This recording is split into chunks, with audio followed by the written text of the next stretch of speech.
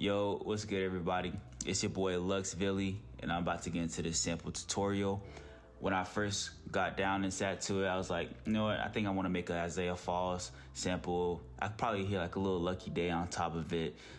But anyways, let's get straight into it. All right, y'all, let's go ahead and go into these chords. First here, I got a C minor ninth, going into a G sharp 6 at 9.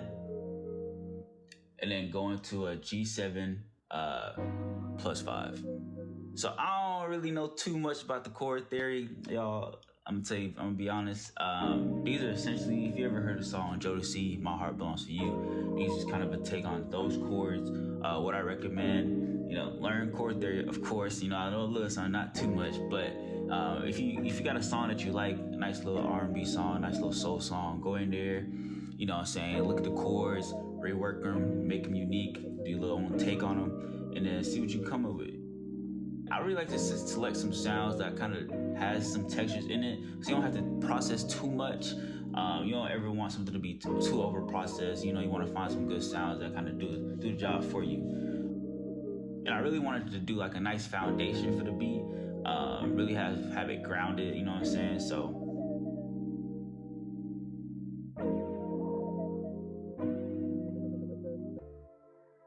So after I laid my chords down, I really wanted to start finding some sounds that I really liked and I think will go with the vibe.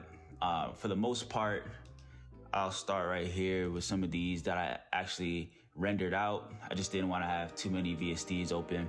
But essentially, this is kind of like some layering that I'm doing with my sounds right here. You can take a listen. So this one's like a little low-key, nice little pad in the background. I really want to keep some of these sounds low. I don't really want them to peak too much, but just something in the background to have. And then we can see here another pad that I rendered out, and I actually reversed it just to keep some movement. You want to have a lot of movement in your beats, your samples. Just some little air candy that's provided by the quality of the sounds that you actually select.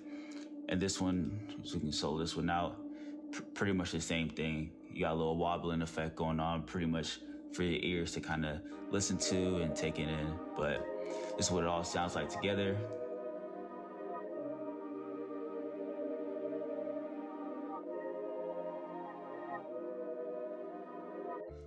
Moving on to the bass. I like to keep my bass lines simple with a little bit of flair sometimes. You can hear here that we starting down from the G sharp, and then our highest note is the D. It's like we're just walking the bass up essentially and doing a little licks in there, make it sound interesting. Then moving out to this section, it's all I'm pretty much adding is these two notes, just giving a little bit more movement, controlling the flow of the beat. You want your bass line to really stand out and be unique and really kind of drive the beat forward. But yeah, this is it for now. Okay, let's look at this second section where the sample kind of picks up a little bit, where I got some violin sounds, and I'll play this for you guys. So this is essentially the chorus just on this vintage tape violin. I also got a little guitar wah in there, and this other violin piece is just a little something on top. You can't really tell it out too much, but it's an additional sound. It's our contact session strings.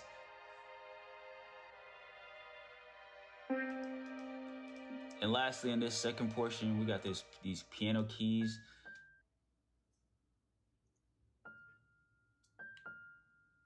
And they just like little accents on top, to help the melody drive. And I like to do a little call and response thing with the bass sometimes, so I can hear it, so you guys can hear it right here. So like the keys are playing like a stripped out version of the bass, and then it's following it towards the end too. All right, moving on to some of these textures and these sounds I got going on in the background. Here, just a nice little bongo from Splice. Here I got just like a one hit that I thought sounded good with it. Just wanted to do a little something more, especially came down here where I did like an actual roll. Just kind of signifying moving on from one section to the next in the beat. Taking a look at some of these textures I got going. really simple stuff. You know, a lot of people might do too much. You really want to keep it simple, keep it light. A lot of these sounds actually drive all the way down. You can barely hear them, but it adds a nice little effect when some of those higher sounds do pop. You get some nice crackles, some hits, and it sounds pretty good in the context of the beat. Here I got this. There's also the sound from Monte Booker's kit. Turn this one down a lot. Kind of like these little low talking voices sometimes that you can always hear. Just some nice textures. You also want to have some of these Isaiah Falls type things, these Lucky Beats, Lucky Day type things. You just want to have them all, you want to have them textured.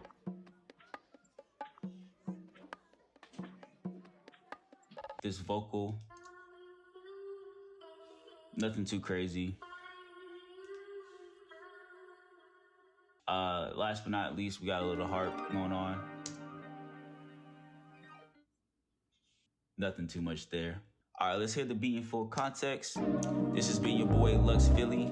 This is my take on Isaiah Falls sample. Let me know what you think in the comments, and let me know what type of sample I should do next.